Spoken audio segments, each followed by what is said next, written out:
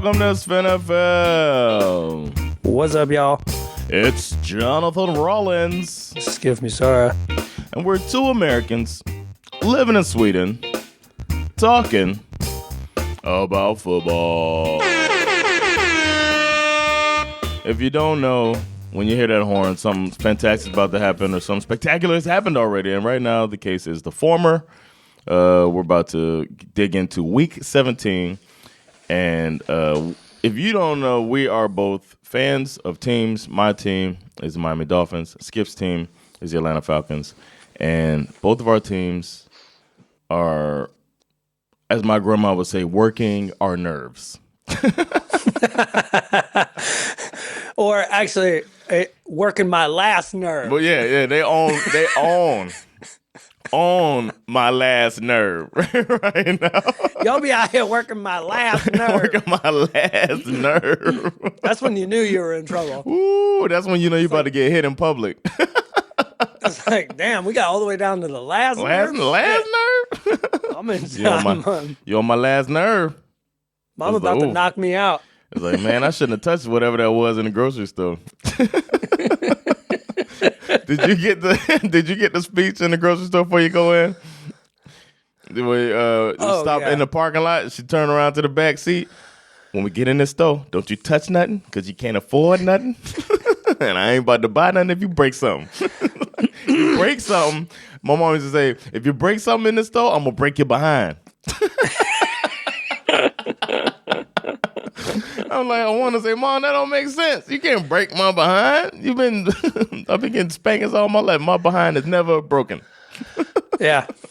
The unbreakable ass. Unbreakable ass. But yeah, besides child abuse, we are going to talk about football. We feel like we've been getting abused by our team anyway. We might as well bring up child abuse. That's true. My team's giving me hope. We won the game that we'll talk about later. But shit, let's dig into it, man. We'll do that. Hope everybody had a great Christmas. Today's the last day of 2023. I'm sorry, 2024. Today's the last day of 2024, and tonight we're gonna celebrate. How are you bringing in the new year? I am bringing in the new year on a boat. Ooh.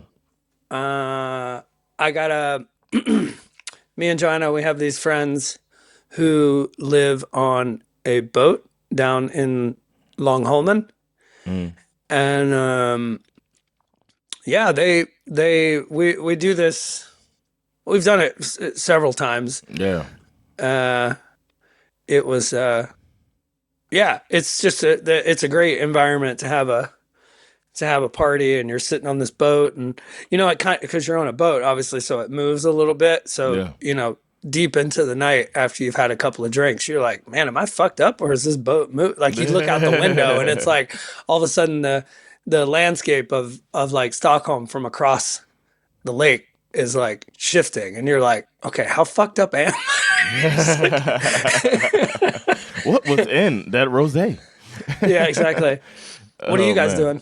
We're going to meet with Ahmad and his family, and a couple of close families with kids around our kids' ages, and we're going to bring in like that. We've been doing it with them the last few. Actually, last year we had I think I told you I had a bad New Year for the first time. You guys went to a hotel or something, right? Yeah, we went to it was just very underwhelming. It was a last-minute thing because somebody who was going to come with us was going to bring a toxic relationship to the situation. It was going to ruin the whole dynamic, so everybody just bailed.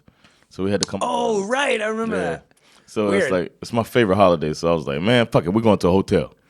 And it was bad food too. Because right before that, we had eaten at my friend's restaurant. And we got to do their taster menu. So we had this crazy experience. It was the time when I booked the table that's supposed to be for a bunch of people, but it was only us. So it seemed like I rented the restaurant out for my wife. And we had this fantastic dinner, right? And then like less than a week later, we go to this New Year's dinner that's trash after having Michelin level food. So yeah, that was a bad New Year. So this year won't be worse than that because we'll be with our friends doing the things that we like to do. And I'm looking forward to that. So bringing it in. Nice. Yeah, man. And my drink of choice, rosé for the evening. I'm only drinking rosé. And champagne. We'll do champagne. I haven't made up my mind. We're doing, so our thing is when we get together, maybe you guys do the same. It's kind of a sort of a Thanksgiving style. Like there's a couple of different families that have been invited, and everyone has been designated a specific course. Okay. I got dessert. Nice. And the second that I learned that I was on dessert, I swear it was like instantaneous. It popped in my head. Okay. These Swedes don't know nothing about Mississippi mud pie. Ooh. You make a mud pie? I already made it. Oh. I made it yesterday. I made 2 of them, 2 big ones. Save some if you can. And all I got to do is do the whipped cream and I put that on when we get there. But yeah, for those of you who have never had a Mississippi mud pie, fucking Google that shit. Make it. Make it for your girl. You're definitely gonna. Nice. You're definitely gonna get some if you make that shit for your girl. I didn't tell you that for Christmas, one of my best gifts was from my wife, my lovely wife Sandra, got me an air fryer. Ooh, fun. So I've been holding it down with the air fryer. I fried my orange juice this morning. That's how dedicated I am to the. You know, we have been discussing the air fryer. I've always been kind of against it because it's so big. It is. And I'm like, where the fuck am I going to put that thing? You know what I mean? That's a good point. We have it like on top of our like cabinet set up in the kitchen. Yeah, it is a big bulky machine. And I also want I don't have a crock pot. So I'm thinking, man, if I get a crock pot and air fryer, it's going to be, but we do have that space above our like cabinet system or whatever. So, cause I love my fucking crock pot. I know you do. I'm jealous of it. And I had a perfect spot for it when I got it. It's big. And I used it over Christmas. I made like I did like a slow roasted pot roast instead of a Christmas ham. I was like, man, fuck that Christmas ham. I'm doing a pot roast. That was good as hell. I bet. Yeah, I've used my air fryer so far a few times. I'm loving it, man. I made bacon in it. Bacon in the air fryer. Whoo. Just crispy. And the great thing about the crock pot too is that, like, especially on Christmas, knowing that I had all this other stuff to prepare it, but knowing that the star of the whole table was just like back there chilling. Yep.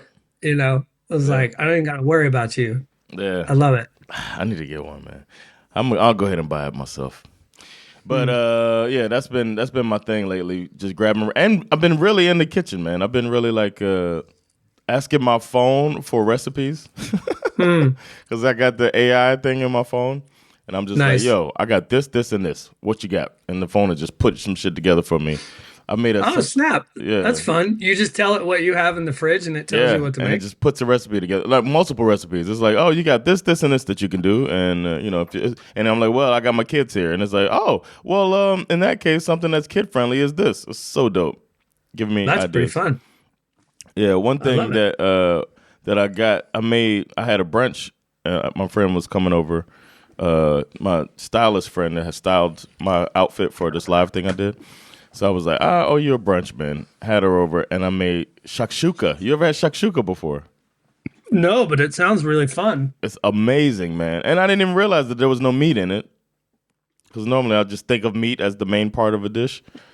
But it was like different. It's like some different spices and then chopped up onions and peppers that are slowly cooked. And then you add some eggs in it and let that egg fry in the stew. So good, man. Damn. Yeah, I made some shakshuka, so shout out to shakshuka. But we didn't come here to talk about food. I do get hungry. Back in the day when we first started, we used to almost always start off talking about food. That's true. It was a nice little throwback. My kids would always make fun of me, and they'd be like, is this a football podcast or a food podcast? Like, all you do is talk about food. Like, because they can hear me in the other room. I hope we can inspire people to get into their food stuff. Plus, there's a bunch of games that we're gonna just skim over because they don't mean shit. So hell yeah. So we'll start off with they're like the congealed salad of the picnic table. Like you just skip that. Skip that. Yeah. We don't want that congealed salad. That sounds so nasty. But we can start off with the Steelers proving my point that they Speaking of congealed salad. Yeah, man. Rainbow Russ had a few Rainbow Russ passes, but that was about it, man. I mean, look, the Chiefs have done it again. Yeah. They clinched they clinched another division title, as well as the number 1 spot in the AFC. Obviously get the week 1 bye, home field advantage. Yeah. We doubted them week after week. But all they do is win 15-1. It don't get no better than that, baby. They obviously have a chance to rest their players, which I do not want. Come in pivotal, could prove to be pivotal next week, which we'll get into later. But yeah, they're a very impressive football team. The way I watched this game. This game was on Christmas. Obviously, it's a Netflix Christmas game, and I watched it with my brother-in-law, who does not watch a lot of football. We had everybody over here at the house, and then I turned the game on here in the bedroom, and he and I sat here and drank some beers and watched the game. And I was trying to explain to him, like, how, you watch these different teams week after week, and obviously, when you watch highlights of the NFL, they always show you the shot plays, the most exciting plays, like, oh my God, look at that deep pass, blah, blah, blah. But when you watch the Chiefs, it's like watching a chess match. Like the way they, it's such a cliche, the way they matriculate down the field is, like, if you really watch it, it's like they're so good at just taking what the defense is giving them. And they do not, like, they don't get too wrapped up in, like, we're supposed to be, we're the best team in the league, so we're supposed to be doing this, we're supposed to be doing that. They're like, no, we're just going to do exactly what we need to do. Yeah. The thing we're supposed to do is a win. Yeah, and then when you think you got us, we're going to fucking cut you. You know what I mean? We're going to absolutely cut you. But this probably was one of their best games of the year, definitely, if I'm being honest. Yeah. I mean, they even, like, everybody forgot, like, oh yeah, Mahomes can throw the deep ball. He had one really nice one.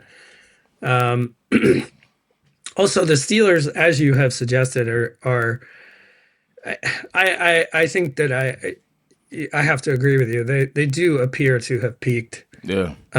You could really see it in this game. The defense was really average. Yeah. You had 0 pressures from J.J. Watt. And meanwhile, the Chiefs beat them without their best defensive player, Chris Jones, and still managed to sack Russell Wilson 5 times. So, really impressive. Kelsey's best game of the year, obviously. I mean, my takeaway from this game is that why can't the Chiefs just look like they're going to three-peat? Like, why? At this point, like, who's going to stop them? Yep. At this point, why wouldn't they? Yeah. You know what I mean? Yeah. Yeah. I think if they run up against the Lions, that might be a crazy ass Super Bowl. Yeah, like could be 70-63. But then again, it could be where the Lions can't fucking score because Spagnuolo is doing what he does. Sperano. Another team that might threaten them is Baltimore, who beat the brakes off Houston and made Houston look like they peaked in week 3, like we thought. And no, Houston peaked last season. That's what we said, right? They did. I would say shout out to my man, former Bulldog Kamari Lassiter, who was responsible for the Texans' only 2 points in this game by wrapping up Derrick Henry for the safety, because that is really the only nice thing that I have to say about the Houston Texans' performance in this game. You know what I mean? Like last week, the Saints were the first team to not score any points in a football game this year. Yeah. I would almost rather score 0 points than 2 points. It's almost more embarrassing that they only managed to score 2 points, I think. Yeah. Because you're right. The Ravens just straight up steamrolled the Texans in this game. Lamar Jackson played in my opinion, like there's this MVP debate. I really think it should be Lamar Jackson. Agreed. I know that it's kind of leaning Josh Allen because they don't like giving it to the same guy 2 years in a row. But honestly, this guy, 2 touchdown passes to his tight ends, Andrews and Likely. But he also had 87 yards rushing on only 4 carries, one of them being that 48-yard house call. Man. He also broke the record for QB rushing, once held by my man, former Falcon Michael Vick. And the crazy thing is that Lamar is only in year 7 of his career. I mean, considering the yards that he's going to add to that record, no one's ever going to break that record. I don't think. Yeah. We'll see. Maybe. I don't know. We got all of this. The things they're trying to do with like Anthony Richardson, that type of offense, if you get a more dynamic quarterback than him that can, you know what I mean? You never know. You never know, man. We thought, you never see another OJ. You know what I'm saying? Not me, not us. But there's people that were like, we'll never see another OJ Simpson. Yeah. Yeah. Or Barry Sanders. We haven't seen another Barry Sanders, though. But you get what I'm saying. The game evolves. Agreed. Sure. Best game of the week. We might as well get the air horn ready for the Bears and the Seahawks. I think we should just fully skip this game. Yeah. Well, the only thing that's fun, it's just, you have to mention it. These two teams combined for 10 sacks, 13 punts, and 9 total points. 6-3 was the final. Those of you that are interested in our gambling journey, we actually bet the over in this game. Could not have been more wrong. I think that's our worst call of the damn season. Thinking that this was going to be over 43 or something like that, and it was 3-6. Oh my God! Horrible. Another kind of skim over, I'd say, is the next game too. Chargers Patriots, who are just. I don't know. Their fans are so fucking annoying. Every Patriots fan I know is annoying, and they're acting like Drake Brady over here is it's just definite that he's the future. And then I look at him try to do a trick play and throw the ball on the ground, and I'm like, oh, word? Is this your guy? Actually, is your hero? First thing in my notes was this was so funny because they are so wanting to fucking grapefruit this dude. Yes. Right after the broadcaster tried to tell me and everybody else who was watching about how Drake Brady always makes the veteran decision. Yeah. While they're showing me the stats, his season stats, where he has nearly as many picks as he has touchdown passes. Right? And that didn't even include, I don't even know how many fumbles he had this year. But right as they're doing that, Drake May makes a very ill-advised improv run down the sidelines and gets blasted right into the blue medical tent with a concussion. I'm like, exactly. I'm like, what are you guys talking? Like, I get it. It's so annoying. Yeah, he's good. He's good. He's not Mac Jones. Well, to be fair, he is right now. Yeah. He is Mac Jones. It's happening again. Because, and we will not know if he's not. We won't know if he is or isn't Mac Jones until next year, because you remember Mac Jones, out of all those rookie quarterbacks who were drafted at the end of the year, they were like, okay, he was definitely the best rookie quarterback out of this class. And now where is he? A backup for fucking Jacksonville. You know what I mean? So let's just chill for a second. What's wrong with that? What's wrong with chilling for a second? What's wrong with chilling for a second? Yeah. Why can't these people do that? You can still talk your shit, but you don't have to have superlatives all the time. Right. We agreed that Tom Brady is a once-in-a-lifetime quarterback. Why should we expect him to be drafted by the same team right away? To me, this is all about coaching. And if you want to, like, what tells me that is, like, look at the other side of the field in this game. A guy like Justin Herbert, who the league was also grapefruiting the shit out of in the beginning and was like, okay, is he or isn't he? What's going on here? Yeah. But now that he's got Harbaugh in the building, you know, I don't expect the Chargers to go on a deep playoff run or anything, but you can really see that he's changed the culture of this football team. And he's made Justin Herbert a better player. He was really good in this game, 26 for 38, 281 yards, 3 touchdown passes, 2 of which went to my man, former Bulldog, Lad McConkey, baby. Let's go. Oh, my God. Man, Herbert slinging that thing, man. It's a progress. You can see it happening throughout the season. The season was like a game for them. Like they were just warming it up at the beginning. Herbert got more and more comfortable. They started, if you look at his pass attempts each game, it seems like it just got more and more leaning on the pass game a little bit more. And now they look like a complete team. And the Patriots fans, or the team maybe, might have felt like they're looking in the mirror of Christmas past. Because it looks like an old Patriots team that's going to have good defense, strong running game, and a capable quarterback that is putting the ball where it needs to be. I don't know, man. You're right about the coaching, man. It was fantastic. Okay, last thing I want to say about this game. I read about this the day after. This is very funny. Okay. I had forgotten this. In the 2024 draft this past year, the Patriots traded back with the Chargers. Okay. In the second round. Okay. Which allowed the Chargers to pick my man, former Bulldog Lad McConkey. Oh, who feels like a Patriot. 3 picks later, the Pats took Jalen Polk. Fast forward to this game, Lad McConkey had 97 yards receiving, which was more yards than Jalen Polk had all season. Man. And they got Belichick out of there because he couldn't draft.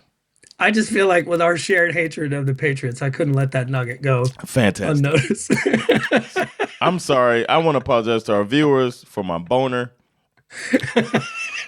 In a way, this is not a microphone. This is not, I repeat, this is not a microphone. The Broncos are really trying to stress their fans out.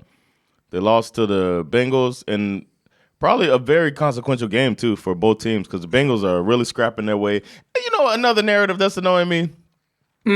This narrative that everybody is scared of the Bengals. Get the fuck out of here, man. I'm so annoyed by this shit. Joe Burrow is fantastic. Jamar Chase, fantastic. The Bengals are 8-8.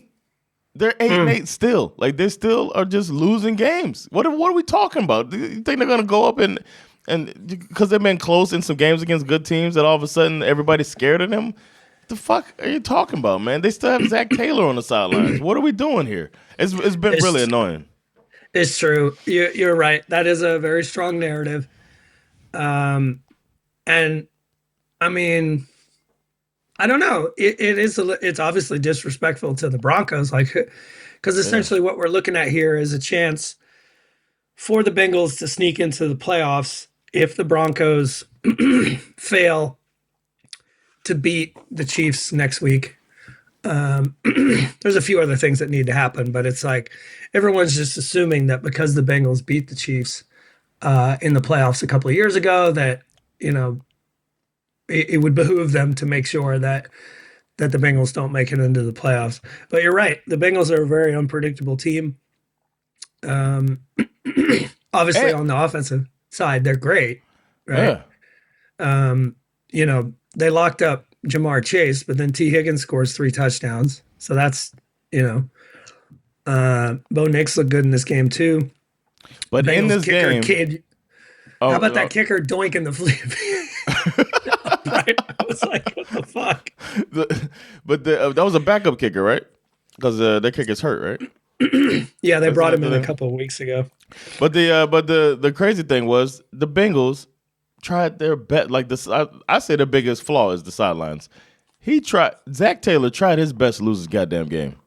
If you think about all of the points that they left on the field, going for it on 4th down, going for it again. And then, as you said, we were texting each other, chasing the points later in the game because he keeps ignoring the potential of kicking a field goal. I couldn't stop thinking about the fact that it just gave me real Kyle Shanahan vibes. Yeah. You know what I mean? Because the reality is that they get the ball. They just picked off Bo Nix with only 2:30 left on the clock, right? Knowing that the task in that moment is to eat the clock and score the game-winning points. The Bengals dialed up 4 straight pass plays. I was losing it. I think they only worked how much? I think they only took a minute off of the clock in that process.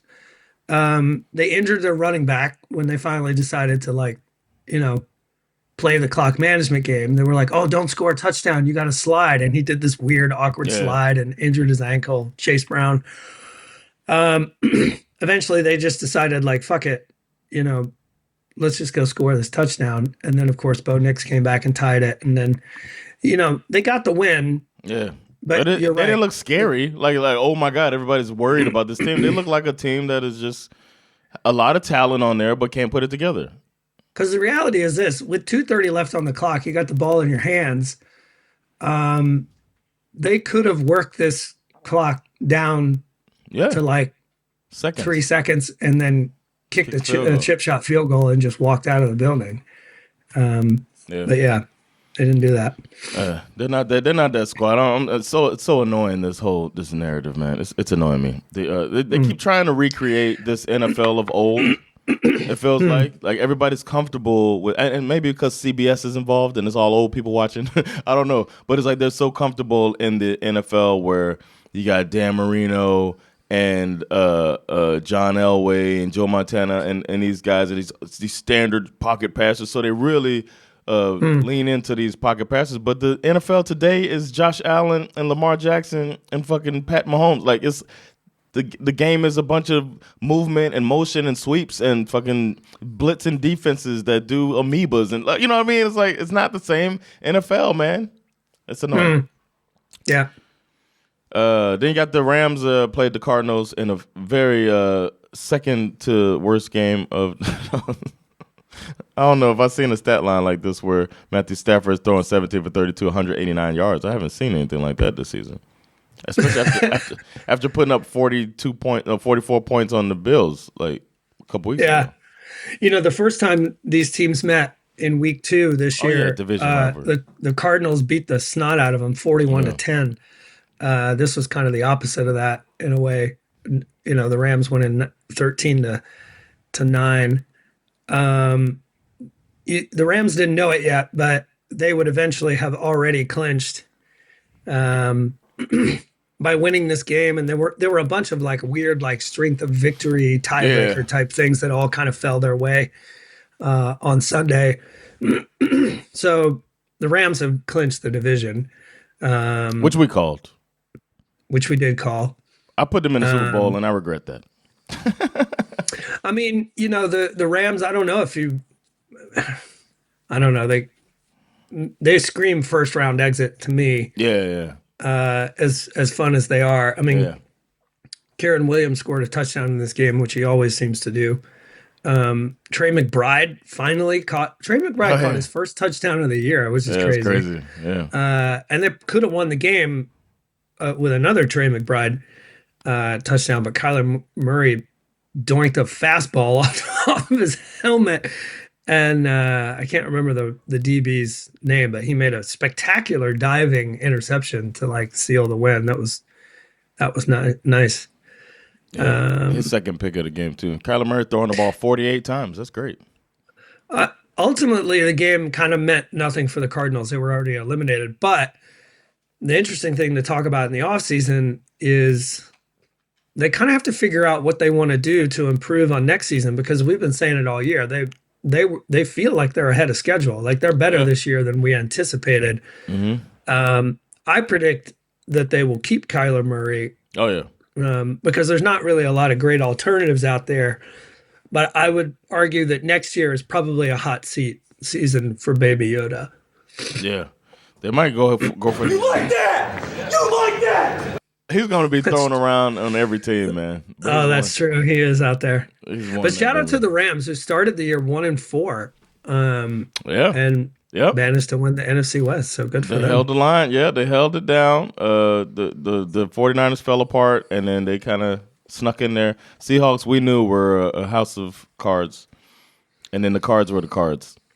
They were ahead of schedule, so it made sense. That division worked out as we expected. Okay, in the next game, I want to put all of the fantasy football, you know, whatever you want to call them, the so-called experts. I want to put them all on notice, all of them, who told me to go pick up the Colts defense for championship week because they were playing the Giants, and then the Colts come out and get like -4 points on defense in fantasy. The Giants win this game 45-33. The good news is the Giants broke a 10-game losing streak. The bad news, they just played their way out of the number 1 overall pick. Nobody cares. Well, they do. The fans do. Giants fans, what the fans know, man? What do y'all know? Well, the Giants fans went from watching Shedeur Sanders play his college bowl game this weekend wearing a pair of Giants cleats and then now watching their team drop down to the number 4 overall pick. I don't know. You could trade up if you want. If you really want the guy, you could trade and get him. You might have to give up a bunch of shit, but is he the player that you want to give up a whole bunch of shit for? Who knows? I don't think so. It's not. I don't think so. I think not a head and shoulders above the rest of the NCAA. Trade back. Fucking, you find your quarter. There might be a spot for Kirk Cousins. There's quarterbacks out there that can be stopgap until you get your guy. You're all right, man. I believe in Brian Daboll. I would just have they changed their GM? They're going to, right? They probably should. I would keep Brian Daboll, get the right hire your GM, your current GM's son, and then ride out from there. You got that guy. You can lock him in for a contract for 25 years. That kid knew what he was talking about on Hard Knocks. So maybe he can be a consultant or whatever. But I don't know. I think they were a team that we all thought was going to be shitty. They had that crazy contract that they had to try to figure out anyway. And they who's he playing for now? Daniel Jones. Oh, he's a backup. Isn't he the backup in Minnesota? Was it Minnesota? Okay. I think so. That makes sense. But I don't know, man. I think the Giants, it sucked. The season sucked. They ended. I would be happy as a fan to see my team knock a team out and still be playing hard for the coach. It's like a good sign. I don't know. Yeah. The flip side, the Colts have another late season collapse. They've done this a couple of times over the last couple of years. They had an outside chance of making the playoffs, but they had to win this game and they did not. Does Steichen get fired? Nah, I don't think so. Okay. I think we'll put him on the hot seat for next year. Okay. That's what I would say. All right. And y'all stay tuned during the offseason. I'm going to dig into all of these coaching staffs. Once all the dust settles after Black Monday, then I'll dig in and see what we got as far as coaches and coordinators. So look out for that this summer. Well, you better get started early because the next team, the New York Jets, are definitely looking for a coach. What? You mean Ulbrich is not the guy? They lost 40-11 to the Bills. The Bills made the Jets their bitch in this game. What was it at the half? It was like not. No, but listen, this is the funniest part about this game. With a little more than 5 minutes to play in the third quarter, the Bills were up 12-0. 5 minutes into the fourth quarter, the Bills were up 40-0. Because I remember it kind of fell apart pretty quickly, but Buffalo did not look great at the beginning of this game. No. Well, the other funny part about this was that not only did they sit Aaron Rodgers in the fourth quarter, Tyrod Taylor comes in and leads back-to-back touchdown drives as soon as they benched him. That scared me, man. He's a fucking Dolphins. He's a Dolphins tormentor. No matter what team he plays, because he's a journeyman. Whatever team he plays for, he finds a way to terrorize us, man. I think he should be on our roster just to keep him from terrorizing us. And next week, we need to beat the Jets and watch them start this motherfucker, and he ends our season. That's hard for me not to look at. Well, the funny thing is that Rodgers remains stuck on 499 career touchdowns. I assume he'll play next week. Oh, okay. But how funny would it be if his Jets journey is punctuated with him being only one touchdown away from 500, and then nobody wants to sign him next year? I mean, how funny that would be hilarious. I really hope that happens, man. The Jets also had 16 penalties in this game for 120 yards. That's crazy. Insane, man. Insane. Buffalo, I think I saw some chinks in their armor during that blowout. It's crazy that they blow a team out like that and you still see like, they don't look as scary as I thought. I personally think that the Bills were playing careful. Okay. I think they were trying to be careful because it's like, all right, Chiefs have already clinched the one spot. Yeah. How much of this do we really want to get into? Like, I think they were being cautious. You know what else? What's good though? That what I felt good to see was Matt Milano out there. Is it Matt Milano? Mm-hmm. Yeah. Oh, yeah. Seeing him back, it felt good, man. He's a stud of a linebacker, and it sucks to see somebody lose their. I thought he lost his season, so it was good to see him back out there making plays too. He's a fucking baller. Speaking of ballers, man, Jordan Love. Yeah. Huh? What? No, we're on the Raiders Saints. Oh, my bad. I had a pack. I was speaking of ballers. Well, speaking of ballers, you set me up. My man, former Bulldog Brock Bowers. Yes. He's that fucking dude. Yeah. I mean, go ahead and back up the grapefruit truck. Yes, man. I was ready, man. I'm ready. Okay. All right. It took 63 years. All right.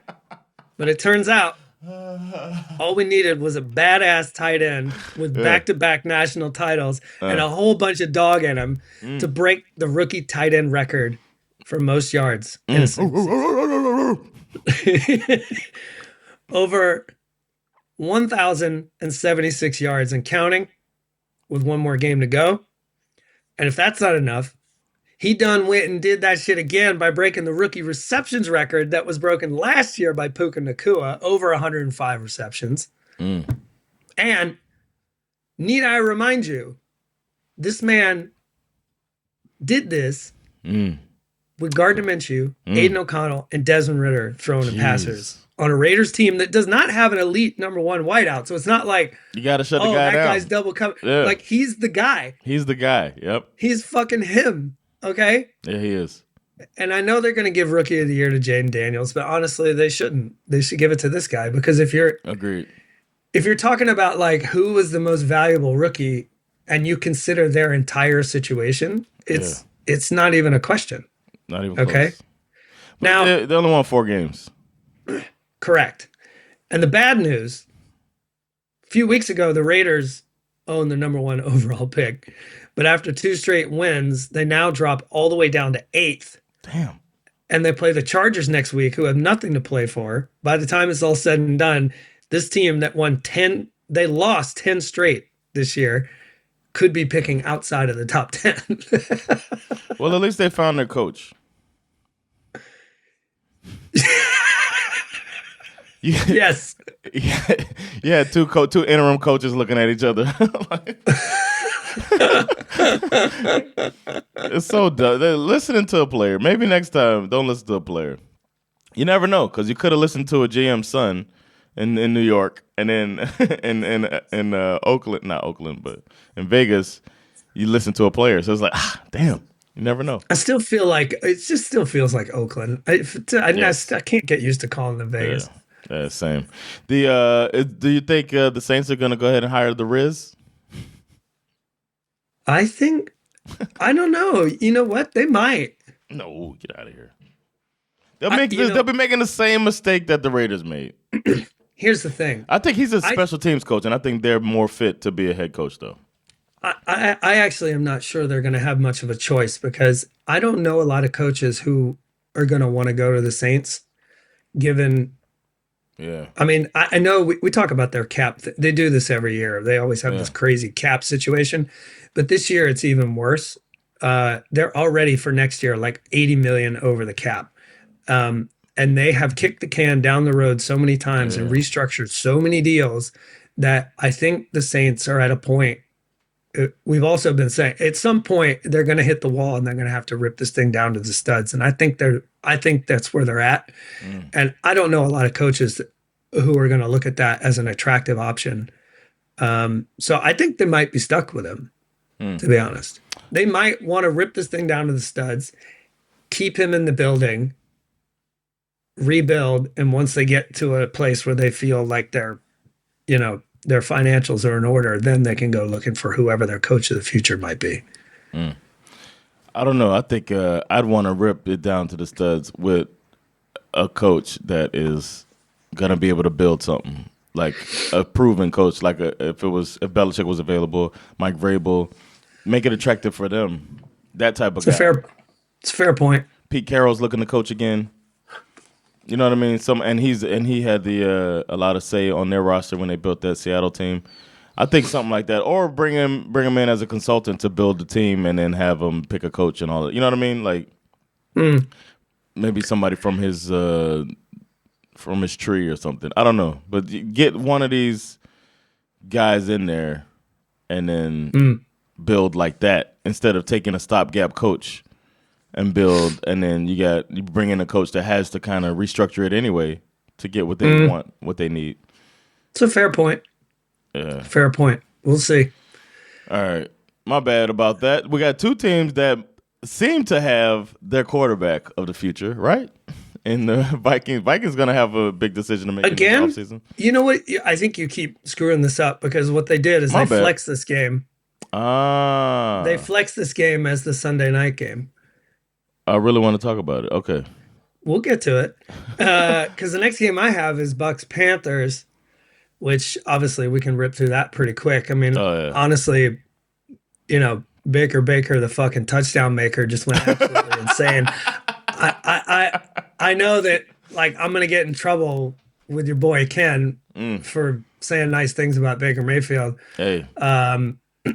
But what are you supposed to do? The guy threw fucking 5 touchdown passes in this game. Fresh out of the oven. He's hot. Yeah, I'm telling you. Obviously, the most consequent. We'll get to the Falcons game in a bit, but winning this game, put the Buccaneers in pole position to win the NFC South, which I fully expect them to do. But yeah, I don't know. I don't know what to say about the Panthers. They're missing so many key elements to be considered a true contender. Has looked better since he came back from his benching. But yeah, I don't know. They still don't feel like a real football team. That defense is terrible. Yeah. We'll see what they are. I feel like they got their coach and their quarterback, maybe. So we'll see what they do. Maybe. The next speaking of terrible. A shit bowl brought to you by XLEX. But our boy did his thing, man. Our boy this Mac. was the congealed salad that I was referring to. Titans, Jaguars. Yeah, it was bad, man. Jags win 20-13. Okay. This game is so dumb and so boring that whoever ran the visuals at the stadium down there in Duval County at one point decided to just like skip the highlights of the game that was being played on the field, and they switched the channel to Red Zone. Oh, wow. That's cold-blooded. Did you see the stadium? I mean, they said, yeah. How empty it was? Oh, yeah. I've never seen a pro game that empty. Yeah, it was. I think it was, there was bad weather all the way up and down the East Coast. It was raining in a lot of games. And then, you're asking people from Jacksonville to show up shit weather. You're playing the Titans. Nobody cares. The red zone thing, they explained it as like, well, it's championship week in fantasy football. So of course that's the one thing the fans are like care. But I'm sorry, this is supposed to be a division rivalry. Yeah. And you're switching it to red zone. Like, you're not a real football team when you make that decision, in my opinion. Yeah. These two teams can just sail off into the sunset. We don't even need to talk about them. Yeah. Cowboys, Eagles. Oh, that's another blowout. Yeah, 41-7. Saquon Barkley joins the 2000 club. It's probably the most interesting thing. Yeah. Right? You got, what is he? 1 of 9 No? Yeah, something like, or 8, Eric, something like that, yeah. Eric Dickerson, Adrian OJ. Peterson, Jamal Lewis, Barry Sanders, Derrick Henry, Terrell Davis, Chris Johnson, O.J. Simpson are the only guys to go over 2,000 yards, and now Saquon's on that list. Now, the question that I want to ask. Okay. Saquon Barkley is 101 yards away from breaking Eric Dickerson's single-season rushing record. Got to go for the it. Eagles have clinched the NFC East. They are locked into the number 2 seed. Can't go up, can't go down. Do you let him go for it? Or do you say hell no? You give him a half. Feed him for a half. It'll be devastating if he got hurt, though. It'll be devastating because I feel like he's the soul of that team, man.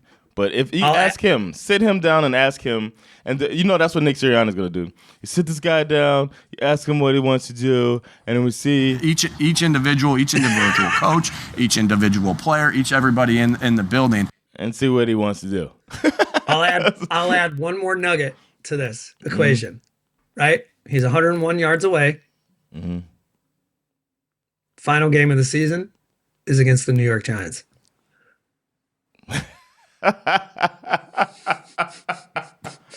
I think the Giants should let him get it. Just pave the way. Just move out of the way, like how they gave Strahan his final sack to break the record. Remember the guy kind of lays down, let Strahan go get that sack. Go ahead and let him through, man. As a fuck you to the GM and a sorry about that to him, and good luck the rest of the season. Welcome to you're already in the record books in one way. Go ahead and get in there the other way, man. Give him his 100 yards. It's the commentator in that white shoes. Give it to him. Give it to him. Give it to him. Come on, refs, help us out here. I mean, look, the narrative is so juicy. Yeah, you gotta go for it. I disagree, actually. I hate to be a Grinch on this one, but I think the risk of injuring him in a meaningless football game is not worth it. He is your best chance of winning a Super Bowl. Yeah, but he could get hurt on the first play in the playoffs. Of course he could, but that's his job. You know what I mean? Okay. If he only needed like 30 or 40 yards, sure. But he needs 101 yards to break this record. I mean, you really got to play him for real to break that record. Not him. He needs 4 plays. This guy. No, I agree. That's you know what you do? You take a big lead, right? Which they'll probably do, and then play him in the second half. After you worn that defense down with Gainwell and that offensive line, just banging them down and bring him in the second half, because he gets a lot of these yards when teams are like worn down anyway, and he gets that breakaway 50-yarder at the end of the game. That's how he's gotten a lot of his yards this season. But consider this football team. I mean, this team is an absolute fucking powder keg waiting to explode. Like, even though this team just keeps winning, they have a fight on their own sideline almost every week. Can you imagine what would happen, Philly sports radio, if they play Saquon to get that record and he gets hurt against the Giants? Oh my God. Yeah. That shit would go crazy. Did you say a side note from this conversation? Did you see when that quarterback throws his first touchdown, Tanner McKee or whatever his name is?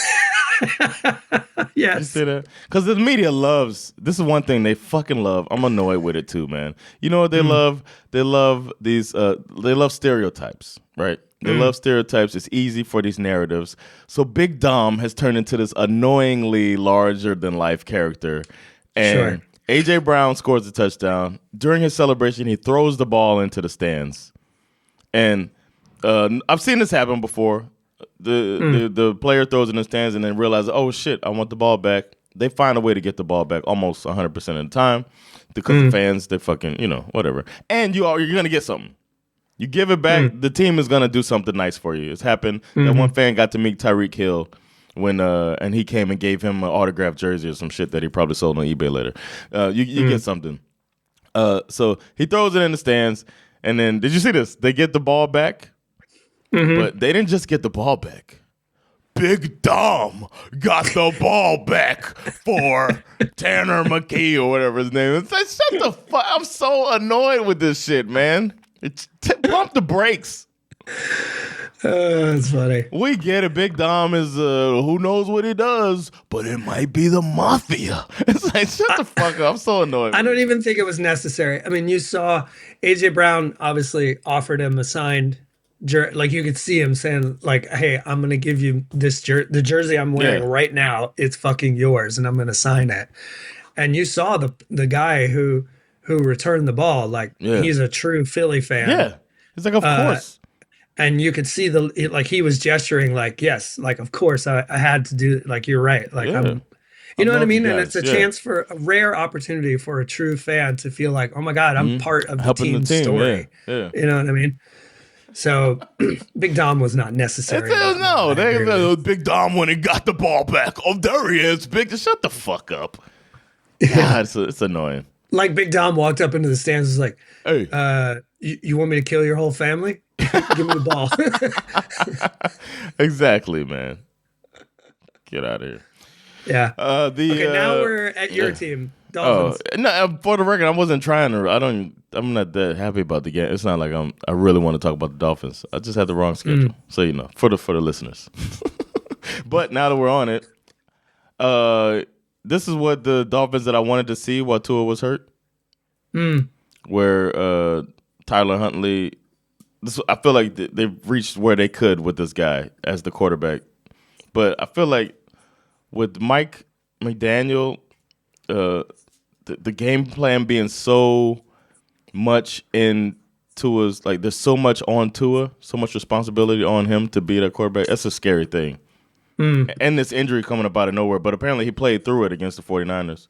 So maybe they made a decision of like, you know what, we could beat them without him. They're obviously tanking. The Browns are desperate. They're in a very, very desperate situation. So I think Jameis Winston would have made it more interesting, but I feel like the Dolphins' defense is really on right now. So that's a good thing, but I'm hoping my team goes to the playoffs, but then again, they're going to run up against the Bills, and I don't know. What's the scenario? They got to win? They just need to win, and the Broncos lose, and they're in. Right. So Broncos lose to the Chiefs, Dolphins beat the Browns. And I'm sorry. Dolphins beat the Jets, which isn't a guarantee. If Tyler, the Broncos will be. I mean, the Chiefs will presumably be playing all of their backups. Yeah. So we got to put our hopes into Carson Wentz, or put our hopes in the Chiefs really hating the Broncos, who almost beat them. They blocked the field goal to beat them earlier in the season. They blocked the game-winning field goal. It's kind of, the narrative, as you sort of brought it up earlier, like the Chiefs kind of they're basically looking at it as like the Chiefs have a decision to make. Do you want to knock your division rival out of the playoffs, or do you want to make sure that the Bengals don't make it into the playoffs? That's not true. I mean, if the Bengals are out if the Dolphins beat the Jets. Correct. But I'm saying if you take the Dolphins out of this equation, like if the Dolphins lose against the Jets, it'll be it'll be kind of up to the Chiefs to decide, right, do you want the Broncos or the Bengals in the playoffs? I mean, I think those players who go out on the field, they try to win. They want to win. If the players were in on it with the front office, then the Browns could have played Jameis Winston. Right. But Jameis Winston didn't play. They're saying some minor injury or whatever. They chose not to play him because if they play him, they got a way better chance of beating the Dolphins than they did with DTR, who's not an NFL quarterback. Sorry. He's like a read option guy. I don't know. Not even read option, but, he's like a decent backup, I guess. Yeah. And Huntley looked good, man. He was like moving like he was, he was like Lamar Jackson light. Super light. Extra light. Super light. But they ran some some Ravens old type of plays. And shout out to Mike McDaniel, though, who made two game plans just in case Tua was able to go. Yeah. He probably got no sleep. The other note from this game, they announced beforehand, unfortunately for the Cleveland Browns fans, they have restructured Deshaun Watson's deal, which means he's going to be your quarterback next year. Yeah, and it hit for less, right? He still hits for like 80 million or some crazy shit, right? Mm-hmm. So he has a crazy cap hit, but it's not as crazy as it was going to be. They're basically. If I were him, I'd be coming too. I guess it's easy to say when you're like, you don't have an agent speaking for you. Because most agents are not going to fuck around with that. But I'd be like, yo, man, for my image, let's redo this thing. Did not live up to my contract, but let's turn it down fucking, I don't know, probably $50 million in the end is not going to be something that it'll be something you regret later in life. So I get it. Sure. Okay, on to the game that you've been trying to talk about all day. Green Bay Packers versus Minnesota Vikings. You know what? The next one on my list was Falcons Commanders. I was going to be wrong again. This is what a great football game this was. Yeah. Honestly, the Vikings were kind of running away with it for most of the game, and then the Packers scored most of their points pretty late. Yeah. Sam Darnold, what a redemption story. We've talked about it before, but he just needed a chance. No, you know what he needed? A coach. He needed a coach like O'Connell is what he needed. Yeah. Same tree. Same tree as Shanahan. Yeah. This guy, he might be coach of the year, honestly. I'm pretty sure I read earlier in the week, before the season started and they do those win-loss projections, I think the Minnesota Vikings were only predicted to win 6 games this year. And now here in the NFC next week versus the Lions. That's crazy. Who saw that coming? Darnold throws 3 touchdowns in this game. He was throwing darts all over the place. Barely targeted Justin Jefferson in the first half because he was just like double and triple covered. And he was like, fuck it, I'll throw it to Jalen Naylor. I'll throw it to Jordan Addison. I'll throw it to TJ Hawkinson. I'll throw it to Aaron Jones. I don't give a fuck. It seems like he's gotten more and more comfortable too throughout the season. And the Vikings have turned into the team in that division that everybody was saying the Packers were going to be, right? Mm-hmm. That Jordan Love was going to take this big step and he was going to be that guy now that he's finally, they've gotten him his feet wet and all of that stuff. And it looks like the real guy was on the other sidelines. This is what I've been saying about the Packers all year. Like, I think they're a good team. Yeah. But I don't think they're a great team. And I think that, people have been talking about Jordan Love and yeah, he's good, but it's like, the Vikings shut down the run more or less, right? They kept Josh Jacobs kind of in check for the most part. And they forced Jordan Love to try and beat him with his arm. The guy only throws for 185 yards. So, I just think the Packers are not as good as the NFL media landscape makes them out to be. Man, what is it about Sean McVay? Both of these coaches are from that same tree, man. LaFleur and O'Connell. It's like, if you know, it's honestly, or maybe they're just getting more opportunities. People who know him. Remember that for like 2 seasons, it was like, if you knew this guy, you were getting a job. But yeah, or maybe he's just a guy that surrounds himself with football minds, and that way is the way the league is going or something. But I think McVay is probably the perfect hybrid of like a modern day football coach who has like high expectations of his players, but at the same time treats his players like people. Yep. You know what I mean? Yeah. And I think that is like kind of in a nutshell. Yep. It's what they all have in common too. If you think of all of those coaches from that tree. I don't know much about Shane Steichen, but is he from him? No, he's with he's from the Eagles, huh? Okay, never mind. Yeah. But these coaches seem to be that. If you think of Shanahan, McDaniel, LaFleur, O'Connell, McVay, all of those guys seem to be that type. Half player coach, half I guess football nerd. Yeah. Well, let's not get too excited because the next game we're going to talk about, my guy Raheem Morris, also from that tree. Yeah. But he was already formed. Isn't he more from the Dungy? Yeah, you're right. And then and then he was like he also became a part of that ecosystem, the McVay ecosystem. But I wouldn't say the tree. But he's kind of football nerdy as those guys as well, and built a nice defense under McVay. But I wouldn't call him a McVay.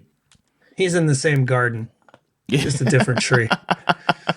Yeah, but I like him, man. You know what? In this game was his worst. Like this is one you could be like, oh, he fucked up. A little bit, yeah. You don't see that many coaches look that lost on the sidelines. But go ahead. Yeah, for me, this one's obviously a little tough. On one hand, I'm very proud of the Falcons for going toe-to-toe with what has turned out to be one of the better teams in the NFL this year. They lose 30-24 in overtime. To play this well, considering that they were up against this rookie phenom, Jaden Daniels, I mean, he's a fucking handful, this dude. He's so good. Yeah. But we did all the things we needed to snatch this dub. Yeah. That is, of course, until Raheem Morris forgot that he had 2 timeouts in his fucking back pocket. I mean, the amount of time that got wasted in between, we had a shot play, and then we just blew fucking, 17 seconds off the clock? Yeah. Do you think there's somebody that's like, Coach, call timeout? Do you think that happens? I think most teams have a situational football guy in the booth that's supposed to be telling them that kind of shit. Okay. I mean, the reality is that you call a timeout, you make a couple of plays, you get a little closer for this, what could have been a game-winning field goal from the backup. For a guy, this is this kicker. What's his name? Riley Patterson. This is his 3rd team he's been on this season. And you've tried him out there to kick a 56-yard field goal. A few more yards, you get it. You got one of the best running backs in the league. One of the best. Yeah, tandems. the kick was straight. It was on target, right? I saw the most Falcons thing you can possibly see the day after. There's this video clip that's going around the internet right now. It's at an Atlanta sports bar. Oh yeah, right? It's Foster, right? Big George Foster, right? He's a former Bulldog. I think he filmed it. Nah, I don't think so. Oh, maybe he was in the same bar. I don't know. Okay. The place erupts because everyone in the bar thinks that he hit the game-winning field goal. It's so loud you can't hear the broadcast, right? Everyone's jumping around. I saw a girl who looked like she was crying. There was some guy down on his knees. They had the smoke machine, like blowing fake smoke out of the walls. And then someone hit the music button and started blasting DJ Khaled's All I Do Is Win. Oh, that's not the one I saw. It's still like, all I do is win. And everybody's going fucking bananas for like 5 seconds. And then all of a sudden the music cuts off. And the fans are like, wait, what? Damn. I was like, that is the Falcons in a nutshell. Damn. That's like the like when that happens, it's like a team's not gonna win in overtime. If that happens, like it's like when there's a famous Miami Heat game where Ray Allen's running backwards and catches the ball and shoots that crazy 3-pointer and ties the game up, and now they're going to overtime. It's like now they're gonna lose. The other team is gonna lose if that happened. And that's what happened with y'all, man. Sorry. Yeah. So there's still an outside chance. So you're saying that there's a chance. We need that sound. Yeah.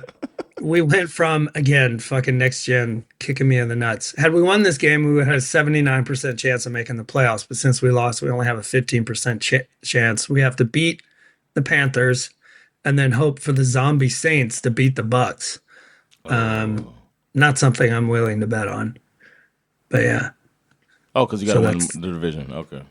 They'll be playing at the same time on Sunday. Most of the game, they've lined up the schedule in a way where all the games that are of consequence against one another are all happening at the same time. So we'll see how that goes. Are you worried about the Lions? No, I'm not worried about the Lions. Okay. Not at all. 40-34 versus the 49ers. 49ers that just got blown out by the Dolphins? The 49ers scored on their first 3 drives, and then Kyle Shanahan and his boys took a 21-13 lead into the half. But stop me when you heard that one before. Second half, would be a back and forth blow for blow type affair. The big difference in the game is obviously, the Lions flipped the script when Brock Purdy started throwing them picks. Yep, exactly. Two to be precise. Both of them. Kirby Joseph had both picks. Oof. And as good teams do, the Lions generated points every time they picked him off. Good point. Purdy left the game with an elbow injury at one point. Lions were in their bag again. Jameson Williams is starting to become what they hoped he would be when they drafted him. And I mean, don't forget, they drafted this kid with a knee injury, knowing he probably wasn't going to play much of his rookie year. But he had one rushing touchdown, and then he had that hook and ladder TD where Amon-Ra catches it and pitches it to him. They go forward. Yeah. And it's funny because they talk about the Lions, they do some kind of crazy play every week, right? And they're like, oh, why did they take that out of the bag? They should save that. And I'm like, they ran this play more than once this year. It's the same fucking play. And every time they run it, they score a touchdown. So it's like, trust me, they have plenty of shit in their bag. They're going to be fine. They're keeping people off their on their toes, man. Yeah, good. I mean, I'm just excited to. I mean, they obviously have a very consequential matchup next week. They go head to head with the Vikings for the division, for the 1 seed. Game of the week. It's going to be interesting. Yeah. Oh man. That was a fun one. I left that game feeling a little worried about the Lions. I know you don't feel worried, but I think they should have blown out the I don't know. I feel like they were rolling, man. The 49ers are rolling, and then Purdy goes down. After throwing 2 picks, Purdy goes down, and then Dobbs goes down and scores. A little bit worried about that defense, man. Yeah. I mean, that is going to be, if they lose in the playoffs, that's going to be it. It's going to be their defense. It's going to. Yeah, some team can. That's going to be the problem. Some of these teams can get pressure with their front line, and that is not good for Goff, who's not as mobile as a lot of these quarterbacks that can. He's been better about it this year, but he's still, if they get him, you get old LA Goff, he might have a problem. But we'll see. Ben Johnson gonna have something in his bag, and for his farewell, his swan song might be a Super Bowl victory. Could be. That'd be dope. Could be. Superlatives. I think we probably have the same real MVP, but I can go first and say that Saquon Barkley is my real MVP. Hopefully, he could actually be the league's MVP. That'd be pretty dope. We haven't had somebody. I guess it was 2016 the last one did it. I forget. They went over 2,000, but he could break the record. If he does break the record, do you take away the MVP from this guy? It's crazy because he's been the one steady thing that's carried this team the entire season, and they're a team that could end up in the Super Bowl. And they've had issues with the coach/quarterback beefing with each other. They've had the quarterback/wide receiver beefing with each other. They've had the owner and the coach thinking he might get fired. He's been on the hot seat this season. The one thing that's been steady is Saquon Barkley in a crazy situation, still racking up 2,000-plus yards. This dude is the MVP, if you ask me. And on Sunday, he proved it again when these teams are trying to keep him from getting it, but he's still 2,000-plus for the season. You the real MVP. That's what I got to go for. What you got? We do not have the same MVP. Okay. Oh, you got Brock Bowers. Okay, my bad. I wanted to, but my guy is out here breaking Michael Vick's quarterback rushing record on Christmas Day. It's got to be Lamar Jackson for MVP. Not just for this segment, but for the season, for real. Jackson has the most 800, 700, and 600-yard rushing seasons. He has the most 100-yard rushing games. He's the only quarterback to ever have 2 seasons with 1,000 or more rushing yards. Add to that the 39 passing touchdowns. He almost never turns the ball over. He's playing out of his mind on every level, doing all the things that people said he was never going to be able to do. Yeah. He's probably the most balanced dual threat quarterback we've ever seen in the National Football League. It's true. I realize that Josh Allen is having a moment this year too. And I know that he's never won an MVP, but if we're being honest, if you stack them up next to each other, Lamar Jackson's the MVP, period. You the real MVP. And he loves his mom. Like, that sound we use is Kevin Durant talking to his mother. It's just That's meant true. to be for Lamar Jackson, whose mom said run the ball, and he went out and was like, I got your mom. So, And she's his agent too, right? yeah. She's part of his team. You got trash? You want to do your trash? Yeah. Okay. Since the end of the Dan Snyder Washington Commanders era, we were actively wondering which franchise would take the coveted spot of most shit-fucked trash organization in the NFL. Lock it up. It's over. The New York Jets wear the crown made entirely of both human and animal excrement.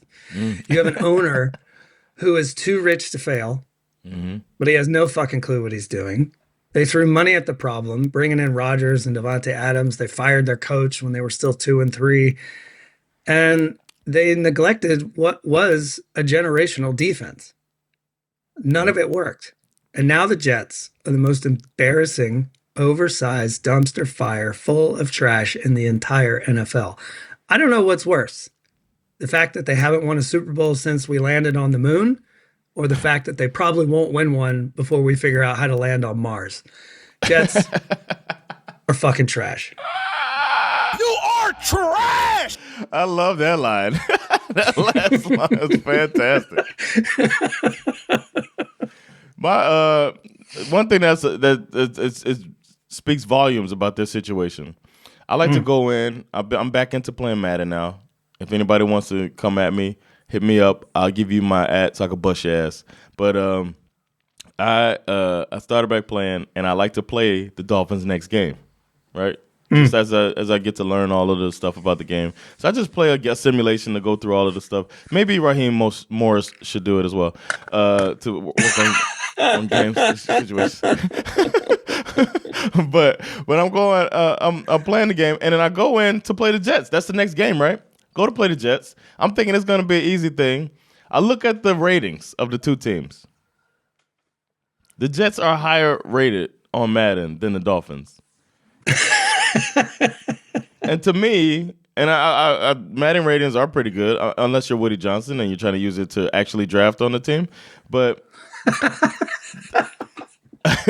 it's insane that they're higher rated and their record is 4-12. It's very embarrassing. As the Jets, if you got the roster, it shows how good their roster is. On paper, they should be a 8-9 win team, and they've only won 4 games. Right? Is that their record 4, or was it only 3? For the Jets? Yeah, they have 4 wins, right? Yeah, I think so. Okay. Yeah, that's ridiculous. That's another point. But they're not my trash. My trash for the week is the AFC South. Really, AFC South? the division winner of the AFC South has been the division winner for weeks, and they put up a measly 2 points this week. The Titans come out. It's supposed to be third best team in the division, and they lose to Mac Jones, who is having just doing what he does. The Jaguars, another team in that division, they're trotting out. Like, what is going on? That's your quarterback. That's your quarterback in the division. And then the Colts, you got a chance to make the playoffs. Make it into the playoffs. If this division puts in 2 teams, we can't say they're the worst division of football. You putting 2 teams in the playoffs? Come on. No, the Colts get beat by the Giants, who have a quarterback with the most punchable face in the NFL, getting 5 touchdowns on you in the game. In a game that you need to clinch, and they're playing for nothing. They're playing, and they hurt themselves in their draft position by beating you. That's how bad you are as a team in this division, and you're supposed to be the second or third best team in the division. You know what? Entire division, AFC South, have solidified it. You've been there before. You are it again. You are trash. Shit got learned. I can tell you that my shit got learned is related to something I saw in the Chargers game. I saw a kick by the Chargers that got counted as a successful kick. I don't know if you saw this. To me, on the live feed, I was like, oh, damn, they missed that kick. It got to the point where they brought in Gene Steratore, who I think is the worst at explaining anything because he just tries to find a way that the refs are going to be right. It's really annoying. Anytime it comes on, I'm like, this dude's fucking, what is he talking about? But when he comes on, he explains how the ref is right. That's what he always does. And it didn't sit right with me. So I looked up the rule. The rule for a kick to be a successful field goal is that the entire ball must pass through the vertical plane of the goalpost. And I was thinking, oh, maybe there's a tie goes to runner type thing. So if the ball just like, half of the ball. No. The entire ball must go through. And then I looked at the kick. What you see here on the screen, look at this kick. The entire ball must go. Does that look like the entire ball going through that? That was that angle. And in this, if you're watching the video, there's other angles of it where it looks like, does the entire ball go through there? I don't know. Does the entire ball go through here? I have no idea. No, probably not. The entire ball goes through. I don't see it where the entire ball is going through for this to be a good kick. Of course, Gene Steratore says it is. That angle just looks like a missed kick. Every angle I saw, this is the one that looks the closest. This angle right here. That's because that's not the entire ball. Angle. Yeah, and that's not even the entire ball on that angle. So when I saw that, I was just a little bit like really annoyed. But the most thing is there's all these angles. None of them. There's only one angle that looks like it might be the case, but every other angle looks like it's not the entire ball. So it should be a miss. But to me, the biggest thing is that this is an argument for a fucking chip in the ball, so we can know where the ball was geographically. We got all this technology. That's a good point. They talked about this on the pregame on Sunday. It came up. And they have like a referee expert that they brought in, and they asked him a really good question. They asked him, as the league looking into this, have there been any suggestions on how to maybe solve this? There's a ref on the goalpost. They talked about cameras. They did not talk about the chip in the ball, but considering how they're able to do this for both soccer and for tennis, it feels like you should be able to figure that out. The one suggestion that he brought up that made sense was the idea that they've spoken about the idea of putting lasers on the top of the goalpost, which go straight up. Yeah. You would be able to see there like that. And anything that involves the addition of lasers, like, let's go. Or the ball will explode. Like that would be great. Or the ball pops. Like, it went through because it burned. The ball got burned. Or put a burn mark or sparks on the ball.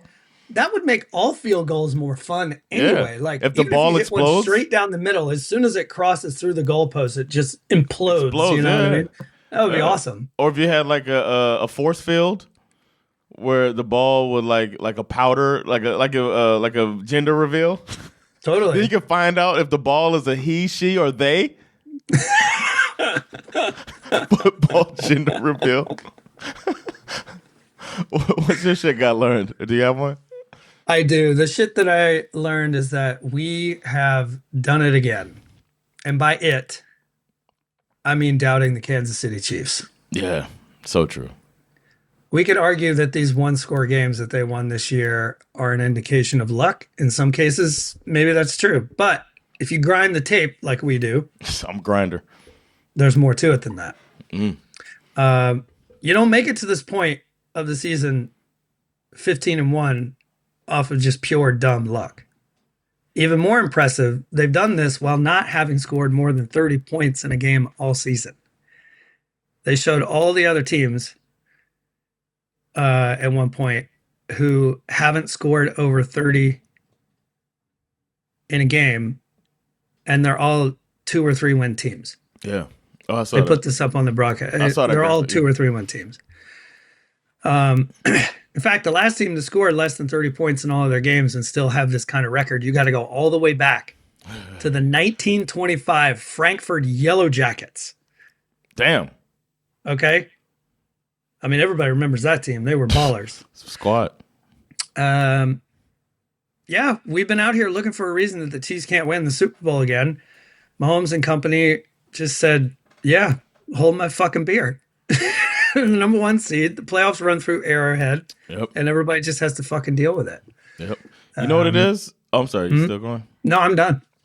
You know what it is that it's a narrative thing. Everybody wants a narrative, and they want the best team in the league to be the most exciting team in the league and to be so dominant and all this stuff.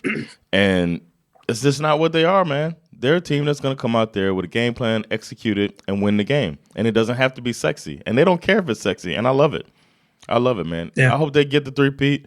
I got some ulterior motives that makes me want them to get the three-peat because I feel like the baton needs to be passed away from Tom Brady to Patrick Mahomes as the best quarterback of all times, and it'd be so dope if he could do that, being only 26 years old, too, or whatever he is. Was he 27? To be so young and to have 4 Super Bowls. It'll be 4th, right? It'll be his 4th. Yeah. 4 Super Bowls. He's just the best. And it's dope. Fighting through injuries, too, and just winning. I might as well just keep rolling with my spec because it's also Chiefs related. Andy Reid. Yeah. I realize he's maybe a bit of an odd choice for spec. It's not like people don't have spec for this man. However, I was surprised to learn that much like our guy Mike Tomlin, Andy Reid, as a Chief, has never won the NFL Coach of the Year award. Oh, man. He won it with the Eagles back in 2002, but never with the Chiefs, with this team that has more or less dominated the league for the last 5 or 6 years. The excuse is always, well, they have Mahomes and Kelsey, all these other great players. But this year, all those players have failed to meet expectations, statistically speaking. This is the worst version of the Chiefs that we've seen lately. And all the yapping heads have been telling us all year that that's the case, right? Mm-hmm. They can't keep getting away with this, they said. And don't be surprised if they get got this week against the team that's firing on all the cylinders, they said. And yet they're 15-1. Yep. They clinched the number 1 seed in the AFC. Playoffs run through Arrowhead. According to the experts, none of this was supposed to happen, which is why I feel it's time to give Andy Reid his flowers and crown this man the 2024 Coach of the Year for running it back with an inferior group and still standing at the top of the pile when it's all said and done. This man has already tons of spec, but now the people who vote need to show it in the form of a nice, shiny piece of hardware. And put some respect on my name. Got to put some spec on this man's name. Yeah, man. I think he earned it. He deserves it. Definitely. Because earlier in the season, I was thinking the same about Mike Tomlin. It's like, damn, he's doing all of this with that. But it's almost like the narrative, the way that they talk about shit makes you want it to go. Like, it's like, what are y'all talking about? And this is a prime example. Just because they're not winning the way you want them to win doesn't make it the W is the goddamn W. When you go back in 10 years from now in the record books, you're going to see that they won 15 or 16 games in the season. How were they not the best team? I don't think they're going to give it to him. I think they'll probably give it to somebody like O'Connell or maybe Dan Campbell. Or Quinn, something like that. Yeah. My spec is going to go to, you know what? I'm going to take you on a journey, man. Imagine being born, right, with a top 7 most punchable face in the world, right? and then you get drafted, despite your punchable face, you get drafted to a shitty team. And you play shitty. People just think, oh, shit, I'm shitty. Oh, my God. And then you get traded to a team, and the coach of that team says that you and another guy with your same position are both capable of starting.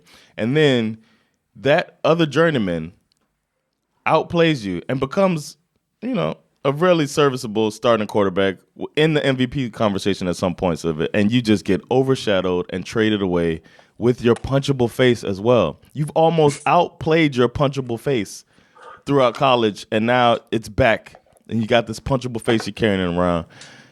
And then you get on a team with a quarterback that shouldn't be on that team with a bad contract and all that stuff, a shitty situation. They lose their star guy, and now you come in through injuries and shit, and now your punchable face is on our televisions again, and you play some bad games, and you play up and down, but then your team has nothing to win for, nothing to play for, and you come through now with a punchable face and devastate your team's chances at a top draft pick because nobody believed in you.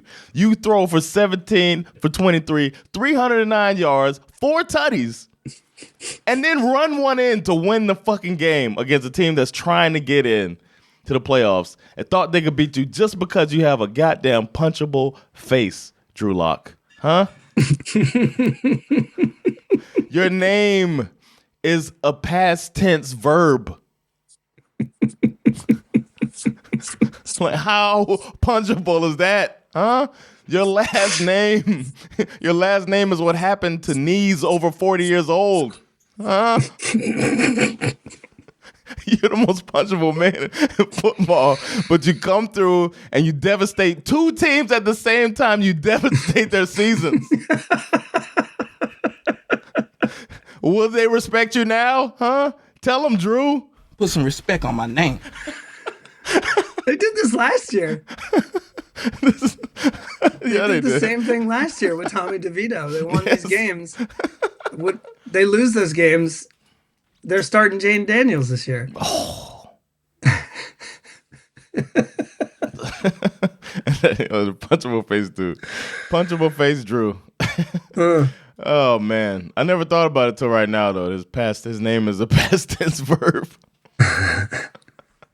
Lock it up. All right. Scariest teams, man. I got a couple other things to go through, too. Scariest teams, what you got? I got Chiefs and Lions. AFC, Chiefs. NFC, I got Eagles, actually.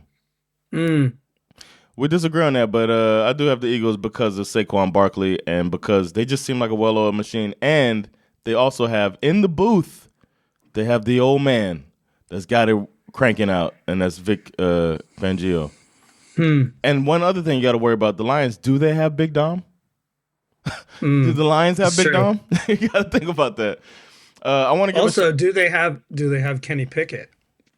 Exactly. The ultimate safety net.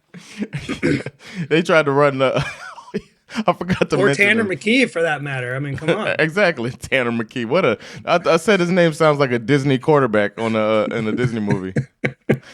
Tanner McKee. The Eagles. We were watching that game, and we can't call it the tush push, right? Because I don't think he's got enough ass to be the tush push.